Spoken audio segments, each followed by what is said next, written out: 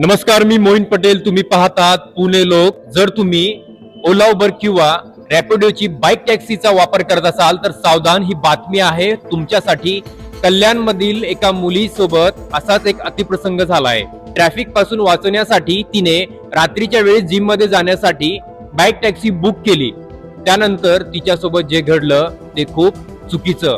कारण रात्रीच्या वेळेस तिने जिम मध्ये जाण्यासाठी जेव्हा राईड बुक केली, तो रायडर तिथं आला तेव्हा ती त्याच्यासोबत गाडीवर बसून जिम कडे जात होती. मात्र मध्येच त्या बाईक रायडरने रस्त्याला वळण देता सुनसान जागेवर नेऊन तिच्यावर अतिप्रसंग करण्याचा प्रयत्न केला. तिच्याकडील सोन्याची चैन, त्यानंतर तिच्याकडली काही रोख रक्कम हिसकावून घेतली व तिथून पसार होण्याचा प्रयत्न करत होता. मात्र त्या मुलीने तिथे आरडाओरडा करत आसपासील लोकांना जमा केलं व त्या माणसाला त्यांच्या स्वाधीन केलं.